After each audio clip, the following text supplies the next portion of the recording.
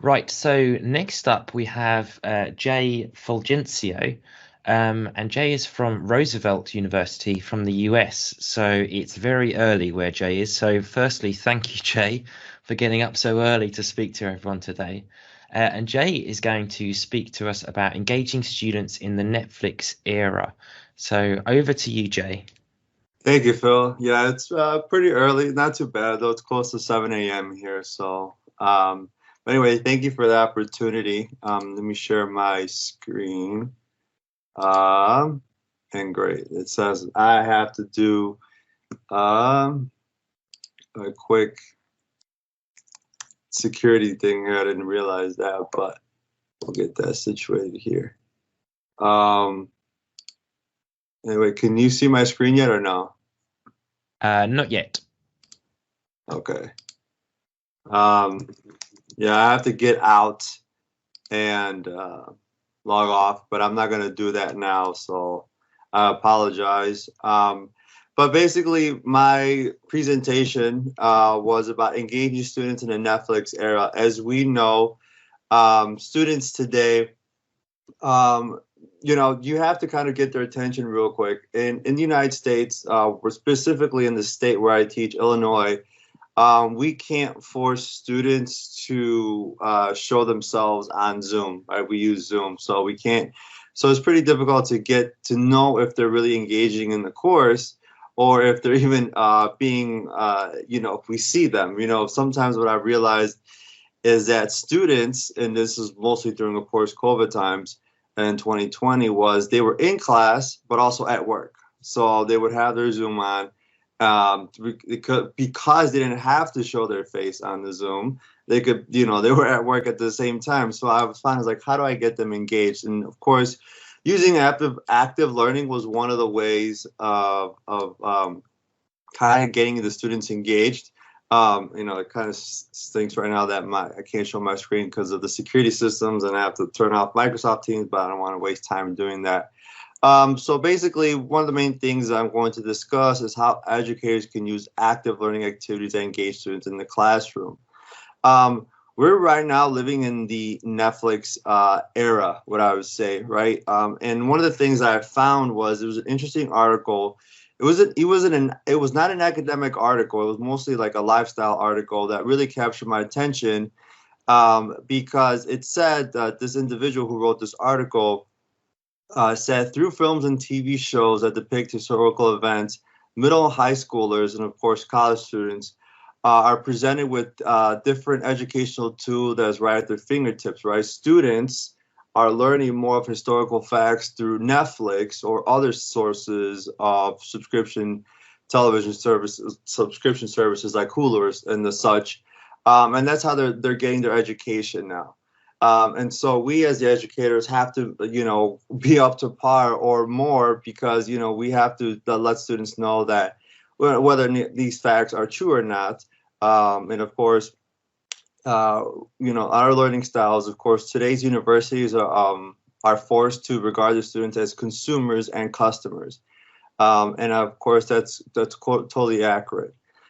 We have to see them not just as a body seeing them, but we have to engage them and make sure that they're leaving with something that they learned from the classroom that they actually can take with them moving forward. Although we have a limited time with them, whether it's 16 weeks or 8 weeks or ever how long the course is, how can they have a learning outcome from the course that they can take with them and move forward? So what a little bit about myself, and I forgot to say that. So I teach as an instructor at Roosevelt University, which is in Chicago. And of course, this university it's a private institution. There are dormitories there where students, from all different parts of the country come, but it's a lot of also commuter students who come and go, go to work or go to school and then leave. And so it's a very diverse university. So I have to engage with the students there, especially if they're coming from work or, from other things. And I teach in the College of Business. So it's very important for me to making sure that students, if they're getting, coming to the class, that they leave with actually learning something and not just lecturing them about, particular part, because I mostly teach a business plan course. So making sure that they actually learn, know how to actually know how to write a business plan. And actually, one of the things that they do in the business plan course is, of course, write a business plan with other team members, right? So they learn how to do that.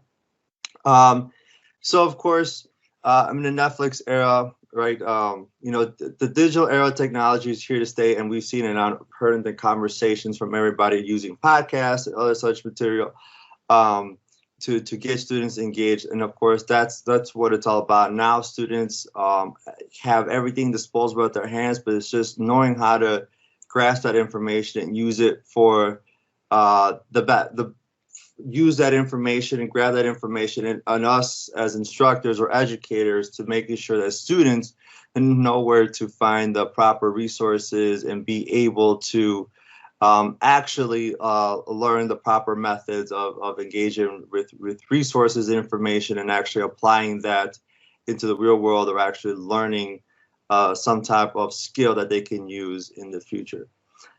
So active learning, real quick, I don't want to go too much into it. Some of you may know it already. Active learning is defined when a person uses information to serve achieving a learning outcome. So it's basically, as an instructor, educator, you're designing an activity that engages students with a specific outcome in mind that need to be engaged. For example, the most simple example of active learning is, if you're in a classroom, in a baking classroom, the student is actually going to learn and actually apply and bake a cake, right? And come out with that learning how to bake a cake. In the business plan course that I teach, students are not just going to sit there and listen to me. How do you write a business plan? They're actually going to write a full-blown business plan, not by themselves, but with other teammates, and they're going to learn how to work with complete strangers and writing a business plan for a potential or real, almost a real life business. Now, of course, most of them don't launch the business because most of them are just there just to get the class over with, but they do actually get into writing the actual business plan. So, of course, why active learning? Why even use it? Because it reinforces the material concepts and skills. It creates a sense of community. You provide immediate feedback, an opportunity to think and engage. And of course, the most important part of active learning, which I love, is that it develops skills rather than memorizing. It would be useless for a student to come into a business plan course and just memorize, okay, this is what I need to do to write a business plan, then actually being part of it, writing it themselves, doing the research. And of course, me telling them, no, that's not the right way to do it. You got to go back and look at this information. So that's why active learning is extremely important, because students need to actually walk out of the classroom learning how to at least do something, one thing. If that's all it is, then that so be it. But it's better than just memorizing, because most students just memorize enough information to pass their final exams, and then they forget everything else that they learn, and then move on to the next class, and they don't know what happened in the previous class before. And it kind of stinks that I can't show my screen, but I'll definitely be able to share this presentation in the chat box so you can see that. But of course, one of the ways, an example of active learning is analyze and evaluate. And there's a bunch of other techniques too as well, but one of the things that I want to talk about is analyze and evaluate. So analyze and evaluate a video, story, or some of the type of artistic work, or etc. And of course, with this activity, you specify the learning outcome. What is the learning outcome that you want, and specify the criteria for evaluating the work. So one of the things, of course, in the business plan course, I have them, of course, in the U.S. is Shark Tank, but I know in Great Britain is Dragon's Den. So you, of course, I have them watch a short clip of episode of a Shark Tank on a specific pitch. And I have them evaluate and analyze, how would you rate this pitch? Would you buy from this product? Not would you buy from this business, or most importantly, would you even invest in this company, and how much? How much would you invest? What's the percentage? What would be your criteria for the investment? And of course, even through Zoom, this would get them to actually unmute themselves, because I'd be like, okay, John, what do answer the question? Would you invest in this company? Why or why not? And give me the reasons. So of course that gets them to actually pay attention and give me the reasonings, based on what they saw. And of course, I also do this with a business commercial. I have them go look for a business commercial that is probably the best, and why is it the best? What captures your attention? Of course, what's the worst commercial that you found on YouTube? And of course, another one would be a business product. What's the most recent product that you've seen marketed to you? Why do you like it? Why don't you like it? Give me some reasonings um, as to why or why not. And of course, this specific criteria that I would have. And of course, another would be a case study. Now, case studies mostly been used in the business school, but I'm pretty sure other schools use case studies. And of course, case studies, spur debate, right? And of course, when you use case studies in the classroom, students, you can tell when a student hasn't read the case study because their debate or their analysis is just not on spot. It's not, you're just like probably looking at them like you really did not read the case study, did you? And of course, it makes them, really analyze the case. And of course, we highlight the decision-making process as to how they got to their conclusion or their decision in the case. And of course, one of the other ones too, which maybe not be used in the business school as much, but of course maybe in political science or other in the humanities or such, analyze and evaluate a claim. Right now, we live in an era, and this probably has been for a while, but now we see it more highlighted with social media. Is that people are always seeking their version of the truth, right? They'll go highs and lows and find some random Joe Schmo, on YouTube or such, or some type of random podcast where they seek their truth. And of course, sometimes it's not the real truth.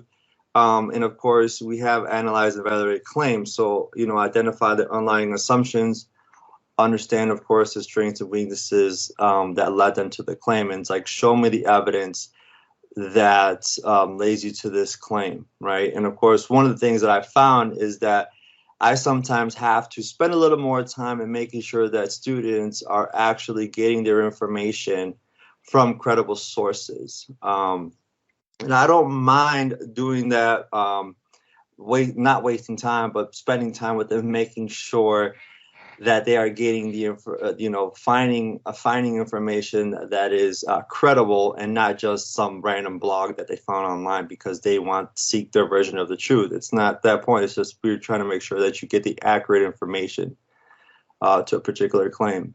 We've got about a minute left, Jay. What's that? About a minute left. Okay, yeah, perfect. Because one last slide. So, in the presentation, I'll share with you in the chat. There's just a couple of active learning activities. There's a lot. There's brainstorming, group evaluations, informal group, self-assessment. There's actually even forum theater, inquiry learning, jigsaw discussion. There's a lot more active learning techniques.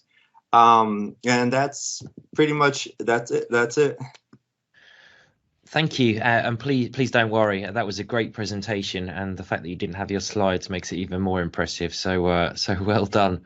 But yeah, I know everyone would love to see the slides. If you could share in the chat, or if you can't, just email it to me, and I will circulate it to everyone. So thank you. Yeah. Yes. Yeah. I just put it in the chat box right now in my presentation. Wonderful.